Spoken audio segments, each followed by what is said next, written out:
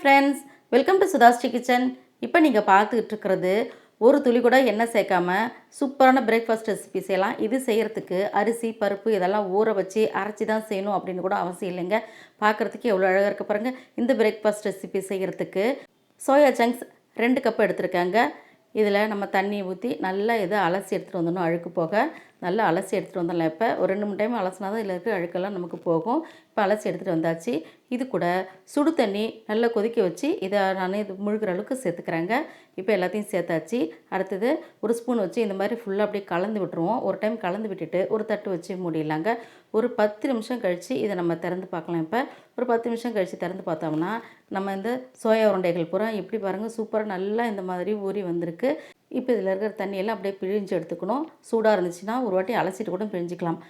எல்லா சோயா ஜங்க்ஸும் இதே மாதிரி பிழிஞ்சு எடுத்துகிட்டு வந்தாச்சு. இப்போ பிழிஞ்சு எடுத்துகிட்டு வந்திருக்கேன் இந்த சோயா ஜங்க்ஸ் எல்லாத்தையுமே நான் மிக்ஸி ஜாருக்கு மாற்றிக்கிறாங்க.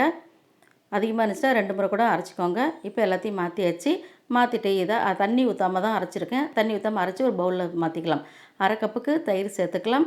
ஒரு கைப்பிடி அளவுக்கு புதினா தழை எடுத்துக்கலாங்க. பொட்டுக்கல்ல ஒரு கைப்பிடி எடுத்து இதையும் நான் பொடி செஞ்சு சேர்த்துருக்கேன். மல்லித்தழை கொஞ்சமாக ஒரு கைப்பிடி அளவுக்கு சேர்த்துட்டு சீரகப்பொடி 1 ஸ்பூனு, மிளகு பொடி 3/4 ஸ்பூன் சேர்த்துக்கலாம். தக்காளி விதை பகுதியில் நீக்கிட்டு இதில் சேர்த்துருக்கேங்க. 2 பச்சை மிளகாய் குட்டி குட்டியாக கட் பண்ணியிருக்கேன். மஞ்சத்தூள் 1/4 ஸ்பூனுக்கு தேவையான அளவுக்கு உப்பு எல்லாத்தையும் சேர்த்துட்டு நல்லா கலந்து விட்டுருங்க.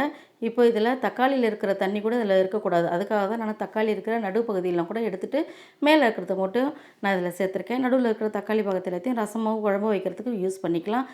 தண்ணி பதம் அதிகமாக இருந்துச்சு நமக்கு வேகிறதுக்கு லேட் ஆகும். அடுத்தது எல்லாம் கலந்த பிறகு லெமன் ஜூஸு கொஞ்சமாக இதை பிழிஞ்சு விட்டுக்கலாம். லெமன் ஜூஸையும் சேர்த்துட்டு நல்லா இப்படி கலந்து விட்டுக்கலாங்க.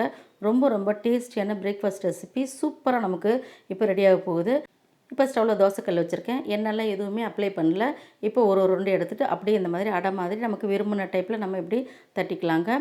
இந்த மாதிரி நல்லா கொஞ்சம் மெலிசாவே நம்ம தட்டி எடுத்துக்கலாம். ரொம்ப மொத்தமாக இருக்கக்கூடாது. ஓரளவுக்கு மெலிசாவே நம்ம இதை அப்படியே நம்ம ப்ரெஸ் பண்ணி தட்டி விட்டுக்கலாம். நடுவில் சின்னதாக ஹோல் போட்டுக்கலாம். அதேமாதிரி இன்னொன்று நான் தட்டி எடுத்துகிட்டு வந்துட்டேன். அதையும் ஹோல் போட்டுட்டேன். இப்போ நம்ம ஒரு மூடி வச்சு இப்படி மூடி வச்சு வேக வச்சா தான் நமக்கு வேகும். ஒரு 5 நிமிஷம் கழித்து மறுபடியும் திறந்து பார்த்தோம்னா இப்போ நல்லா வெந்திருக்கும். இப்போ அப்படியே திருப்பி போட்டுடலாம். அதே மாதிரி அடுத்த அடையும் நம்ம அப்படியே திருப்பி விட்டுலாங்க. ரொம்ப ரொம்ப சூப்பரான டேஸ்டியான இந்த சோயா ஜங்க்ஸ் அடை ரொம்ப ஈஸி செய்கிறதுக்கு. இப்போ மறுபடியும் நம்ம தட்டு வச்சு மூடிடலாங்க இந்த மாதிரி.